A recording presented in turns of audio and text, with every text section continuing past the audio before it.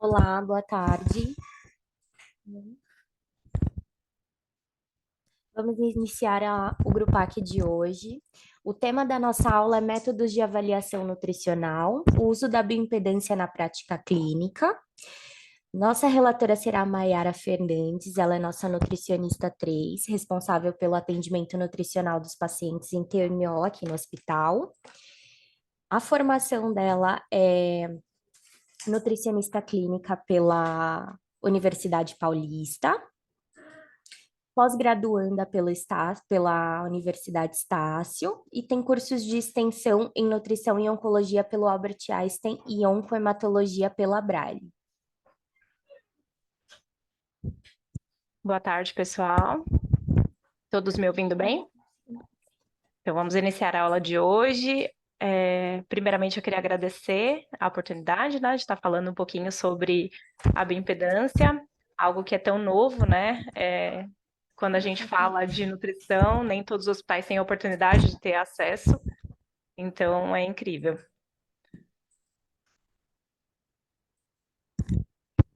Então, quais são os métodos de avaliação nutricional que a gente tem? A gente trabalha, então, com avaliação nutricional, através da anamnese clínica, onde a gente consegue trazer do paciente todos os dados de antecedentes, dados de hábitos alimentares e culturais também.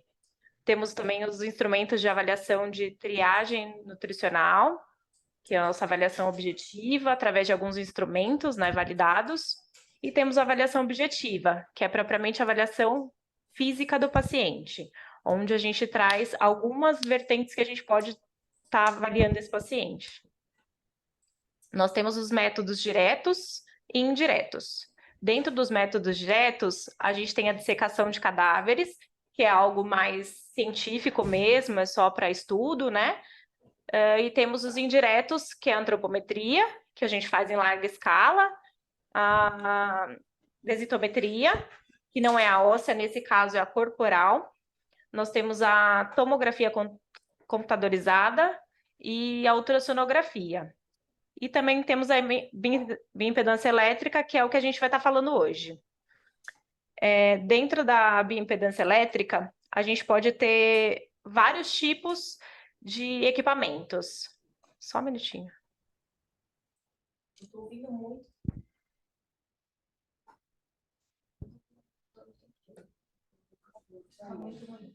Abaixa o volume. Eu não estava ouvindo nada, agora que eu consegui aqui me ajustar. Eu vou entrar no monte, Maia. Deve ser o meu.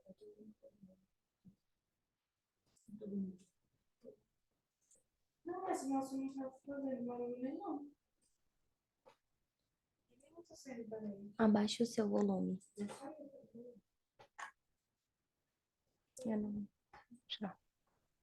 Desculpa, gente, estava com um probleminha no áudio aqui. Então, dentro da bioimpedância, a gente tem os métodos monofrequenciais e multifrequenciais. O que é isso? A gente tem a polaridade dessa bioimpedância. Então, ela vai avaliar os membros do paciente, tanto membros superiores quanto membros inferiores, e o tronco. A gente tem alguns equipamentos que eles são, essa monofrequência, ela traz ancoragens diferentes, então ela não é tão precisa quanto determinados outros equipamentos. E no nosso caso aqui no 9 de julho, a gente tem uma bioimpedância multifrequencial, que ela vai de 1 kHz a 1 MHz, e ela passa por várias outras frequências, então é um aparelho bem preciso, bem sensível, onde ele traz um amplo número de informações para a gente, como massa gorda, massa magra, avaliação de água intra, extracorporal e água total, minerais, ele traz até estimativa de circunferências e IMC. Então, a gente traz para dentro do leito do paciente esse equipamento que vocês estão vendo na imagem, que é super novo e portátil, onde a gente consegue, independente da condição que o paciente esteja no leito, a gente consegue fazer essa avaliação, acamados, pacientes deambulando, sentado, a gente consegue fazer em todos os tipos de pacientes, inclusive em pacientes que estão fazendo hemodiálise, que é uma coisa super nova dentro desse conceito da bioimpedância, tá? Então, a avaliação corporal, ela vem sendo procurada cada vez mais, né, por todos os profissionais, para a gente avaliar não só a composição do paciente, mas as desordens clínicas também. É um método considerado não invasivo, né, porque a gente só cola eletrodos no paciente, e a gente consegue uma informação assim, bastante precisa sobre todas os pontos importantes da parte nutricional, né? Então, a gente consegue saber como é que está real o estado nutricional desse paciente, estimando, inclusive, como é que está a doença, né? A predisposição dessa doença, como é que está esse paciente no pré, no pós-operatório, os pacientes oncológicos, principalmente, os traumas, as doenças hepáticas. E a gente trabalha muito aqui dentro do 9 de julho com os pré-transplantes e pós-transplantes, sejam eles sólidos ou de medula óssea, que é o caso que a gente tem lá no andar onde eu fico com mais frequência. E o que é a bioimpedância, né? Então, ela é um equipamento onde ele corre uma corrente elétrica de baixa frequência no paciente, então ele não sente nenhum tipo de diferenciação, e dentro dessa corrente a gente consegue, então, três principais itens aí de avaliação, né? Que seria o fator R, que vai trazer a nossa resistência em relação à água correndo dentro do corpo, o fator XC, que é a reatância, e dentro desses dois números a gente consegue, então, o nosso ângulo de fase, que é o famoso item que está sendo estudado bastante aí na parte acadêmica, tá? Que é a medida causada através da resistência e a reatância. Eu vou explicar um pouquinho para vocês o que é esse ângulo de fase. Tá? Então, aqui a gente consegue enxergar nessa imagem como é que é feito esse cálculo físico, né? Então, é muita física envolvida dentro da bioimpedância, algo que a gente não imagina, mas acontece bastante nos cálculos. Então, ele traz, através desse ângulo que vocês enxergam aqui, o ângulo de fase desse paciente, tá? E o que traz isso daí? Então, o elevado ângulo de fase está associado a maior quantidade de membrana intacta e massa corporal. A gente tem os valores, né, de referência, e os menores ângulos, ou baixo ângulo de fase, está associado à morte celular ou alteração da permeabilidade seletiva da membrana. Que a gente traz com essa informação? A gente consegue estimar como é que está o estado clínico desse paciente prévio, né? A gente consegue enxergar o funcionamento celular dele e talvez através disso trazer medidas de atuação nutricional. Muitas vezes a gente visibiliza o paciente, né, na nossa avaliação clínica e talvez não consegue enxergar o tamanho do estrago que está acontecendo ali dentro diante de algumas comorbidades. Principalmente na área da oncologia, a gente sabe que o paciente está sendo altamente consumido, mas a gente também tem essa vivência clara quando a gente enxerga o paciente dentro da UTI, ou mesmo o paciente queimado, que a gente não tem noção do tamanho que foi esse desgaste celular, né? Então, a bioimpedância traz bastante essa informação para a gente durante essa avaliação. E quando a gente fala da aplicação da bioimpedância na prática clínica, né, que é o nosso tema principal aí, o que a gente tem de informação? É que para se trabalhar com uma bioimpedância, vocês podem perceber que tem muitos dados importantes e que podem ser de grande valia para avaliação nutricional, desde que a gente tenha um equipamento de boa qualidade, né? O que é um equipamento de boa qualidade? Conforme eu disse para vocês lá no começo, a gente tem que ter um equipamento bem preciso, né? Uma acurácia muito boa, porque se a gente tem poucas correntes elétricas correndo, um equipamento de baixa frequência, que não seja não seja tetrapolar, seja somente aquela bio que a gente fala mão ou pé, né, que ela só vai avaliar uma parte do corpo, ela não traz um resultado tão importante assim. E quando a gente tem um equipamento mais atualizado, um equipamento com mais tecnologia, a gente consegue ter mais informações detalhadas, né? Hoje ele consegue trazer para a gente, dentro do relatório, que eu vou mostrar um pouquinho para vocês lá na frente, até estimativa de circunferência de braço, que é o que a gente faz manualmente. Então, você consegue avaliar, inclusive, se o método dentro da sua instituição está sendo positivo, né? Se as pessoas estão bem treinadas para fazer uma boa bioimpedância, e se elas estão bem treinadas para fazer uma antropometria também, porque você consegue correlacionar esses dois dados. E quando você tem um equipamento que não tem tanta precisão, ele não tem uma qualidade tão boa no resultado final e ele pode oscilar bastante do que é a realidade do paciente, tá? O ângulo de fase ele tem sido considerado um importante marcador nutricional, porque os estudos trazem que quanto maior o ângulo de fase, melhor o paciente está fisicamente, né, nutricionalmente falando, e quanto menor, ele é mais sensível. Então, hoje a gente consegue, através dessa informação, trabalhar a terapia nutricional antecipada. Então, muitas vezes, o paciente está comendo bem, ele está com uma boa terapia nutricional.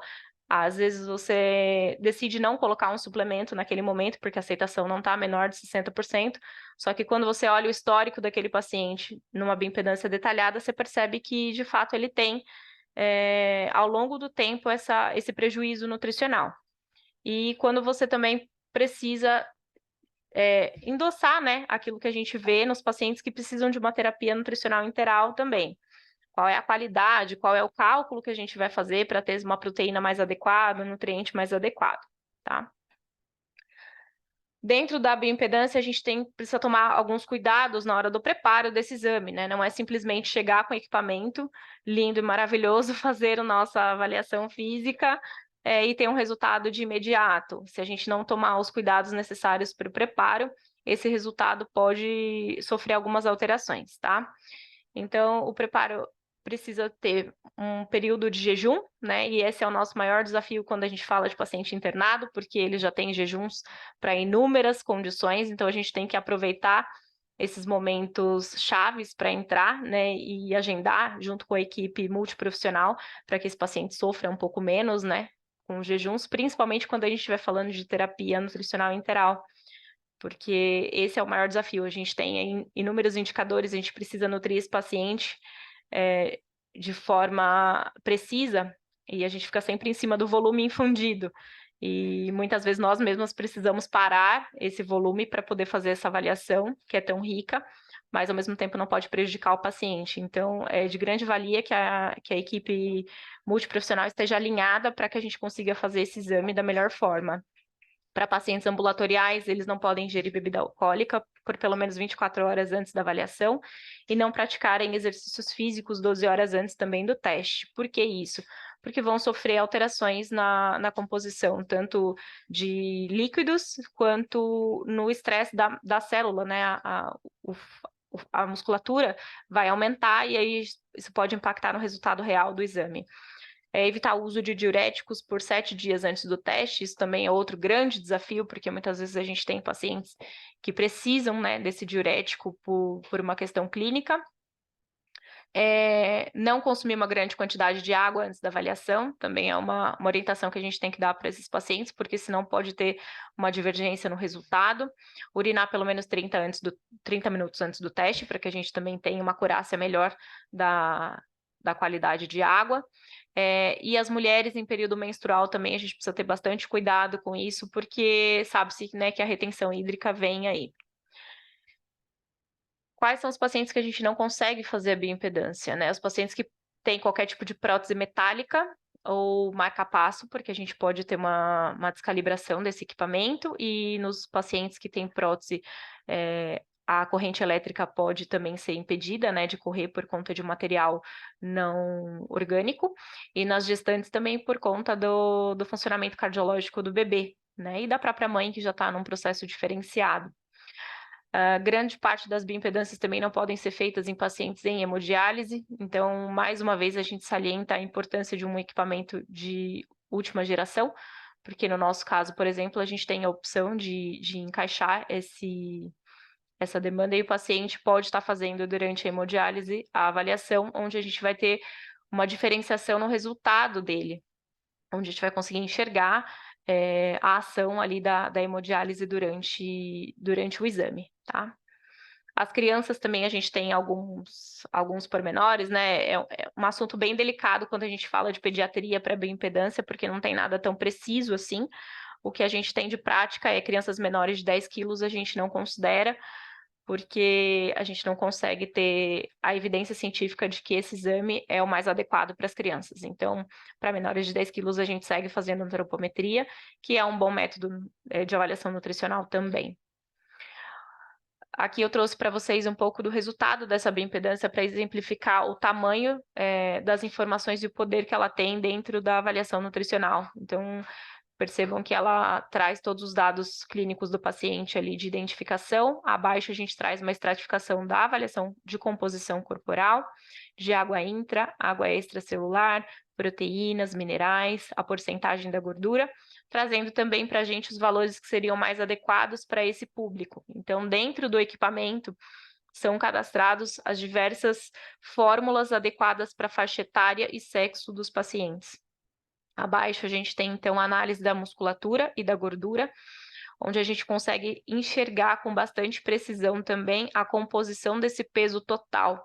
A gente sabe que durante o período de internação também é um outro desafio, essa pesagem, né? A gente conta muito com a ajuda da equipe de enfermagem para isso, mas temos os desafios dos pacientes que não conseguem ser pesados, né? A dificuldade de encontrar cama-balança para todo mundo, o uso do jack, enfim.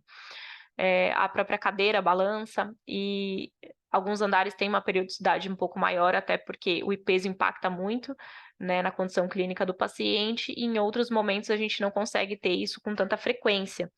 Então, o peso que a gente traz ali, muitas vezes a gente precisa olhar essa composição um pouco mais detalhada para que a gente possa fazer a atuação nutricional mais adequada. E é aqui que a gente consegue enxergar melhor o perfil do nosso paciente. Muitas vezes o paciente tem um baixo peso, e aí você classifica ele no IMC como eutrofia, e é aqui que a gente pega que é a famosa falso magro, ou mesmo obeso sarcopênico, né? Porque enxerga-se que o teor de massa muscular dele é muito baixo, e é onde a gente precisa ter uma atuação importante, sempre levando em consideração os exames laboratoriais para entender se a gente pode aumentar esse perfil, esse cálculo de proteína ou não, ou se a gente realmente, de fato, também precisa aumentar o cálculo de gordura de alguns pacientes, porque por diversas vezes a gente pega até pacientes abaixo, né? Principalmente quando a gente pega em estado de caquexia, em que a gente vai ter que subir proteína, mas a gente também vai ter que subir gordura. Isso acontece bastante nos casos da oncologia, né? Tumor sólido principalmente. E em seguida a gente consegue a análise da massa segmentar, a massa magra segmentar. Então eu consigo ter uma atuação muito fina com a equipe também de fisioterapia, né, para que eles possam enxergar esse resultado e trabalhar com o paciente dentro do plano terapêutico deles o melhor exercício, melhor focado, porque a gente vai cuidar da parte nutricional e os demais profissionais das partes que lhes cabem, né? E a gente consegue, então, ter uma noção bem precisa de onde é o foco do paciente, né? Se a gente vai ter que melhorar braço direito, braço esquerdo, tronco, perna, e do lado sempre com gráfico comparativo para que fique visualmente fácil da gente conseguir enxergar esses dados.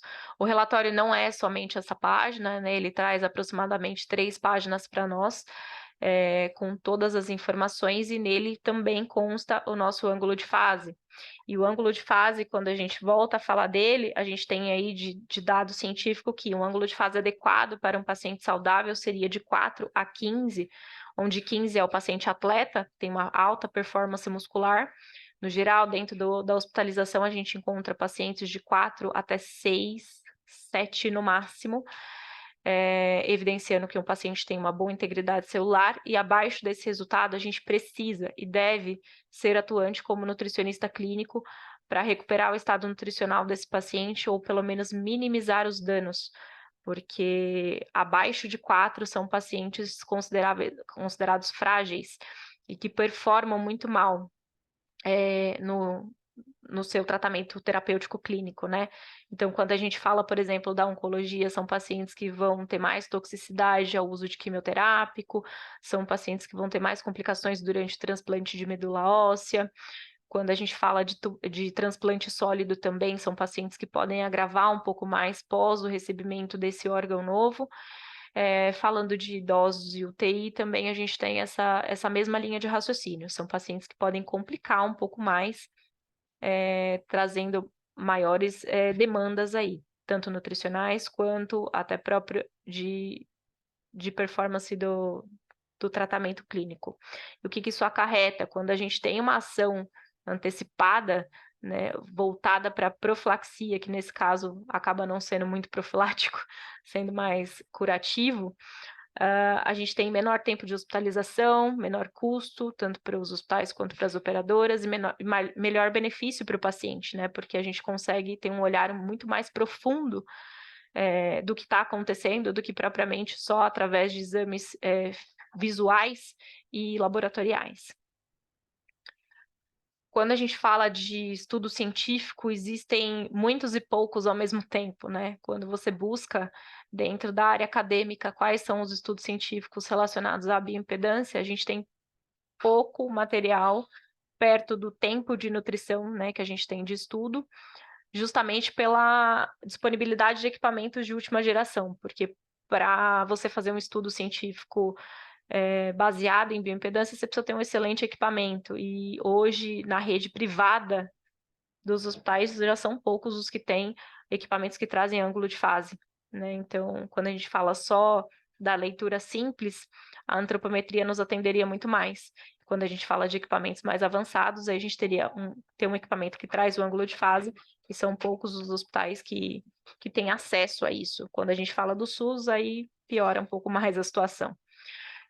Mas se você buscar na área acadêmica, a gente consegue encontrar, sim, alguns estudos trazendo o benefício do uso da bioimpedância durante a prática da avaliação nutricional, né? Então, a gente tem aí, como exemplificado na tela, diversos nichos de atendimento, né, de nutricional, em que se tem um resultado positivo do uso da bioimpedância de forma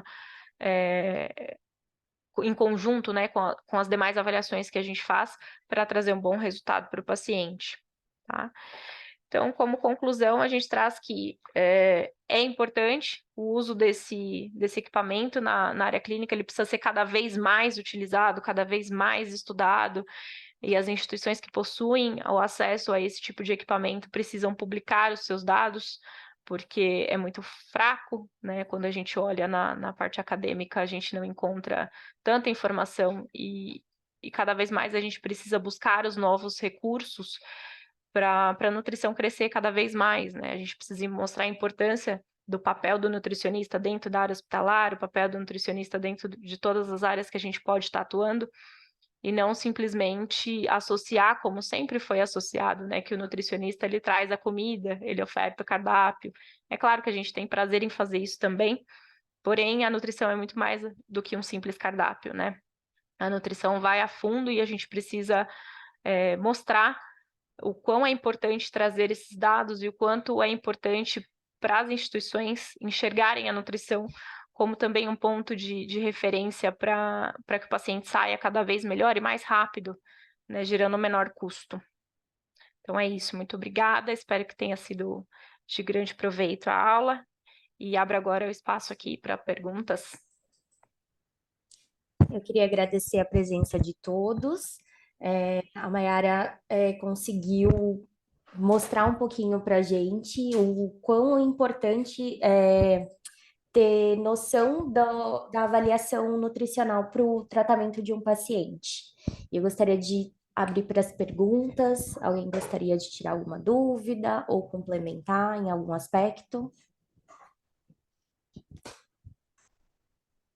Bom, vou responder a primeira pergunta aqui. A Débora está fazendo uma pergunta de como é que a gente consegue trabalhar isso dentro do TMO, que é a minha casinha, né?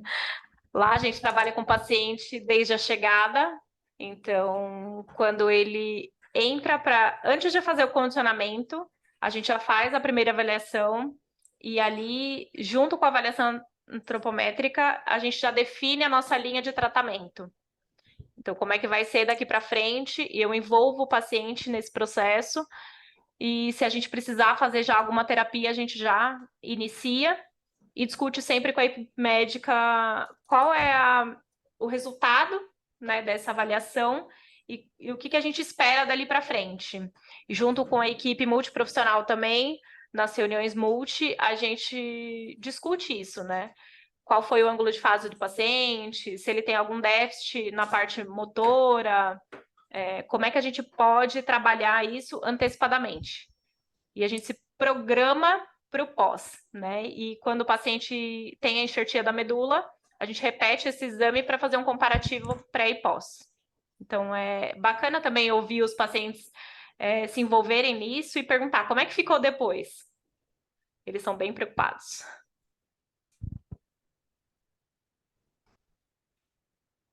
Temos uma parabenização, excelente aula, parabéns. Obrigada.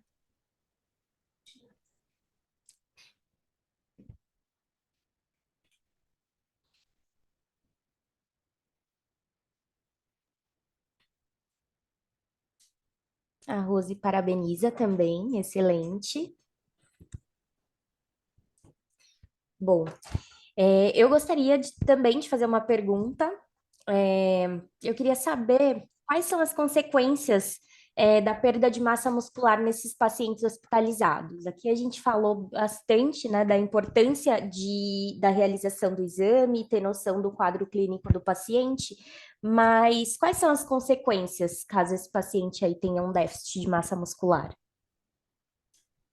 Bom, as consequências são inúmeras, né? A gente tem um paciente muito mais prostrado, muito mais acamado, com perda de força, isso impactando no atendimento dos demais profissionais da equipe multi, maior tempo de hospitalização, maiores consequências clínicas, muitas vezes o paciente tem que usar outros recursos que não estavam previstos e programados, por conta do déficit do estado nutricional.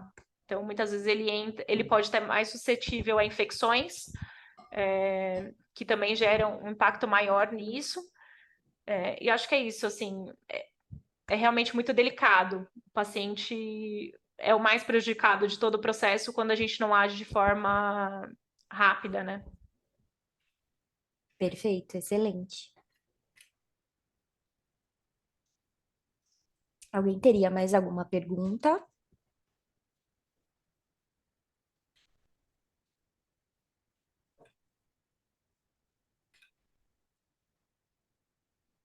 Acho que é isso, né? É isso. A Cláudia comenta: parabéns, Mai, aula muito completa e tema muito importante. Claudinha é minha grande parceira nas avaliações da oncologia, a gente sempre troca muita informação, e isso também é uma coisa bacana, quando a gente tem esse contato fino com o ambulatório, a gente tem percebido isso agora de forma recente, mas os pacientes trazem assim, fiz uma bioimpedância com a Cláudia, e agora eu tô fazendo com você. Como é que ficou o resultado? Eles querem sempre saber, então a gente, mais uma vez, enfatiza a importância da discussão multi, né? E entre nós mesmos, porque às vezes trazem também de outros serviços, bioimpedâncias, para a gente poder comparar, e cada vez mais se tem falado nisso, né? E acho que é isso, a gente tem que vangloriar cada vez mais a nossa profissão, que é tão bonita. Mas muito obrigada pela oportunidade. Peço desculpas pelo início aí, um pouquinho truncado o áudio, mas acho que deu certo no final.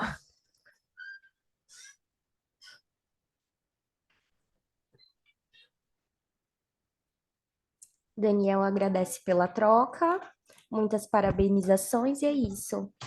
Obrigada Gente, muito pela obrigada. presença.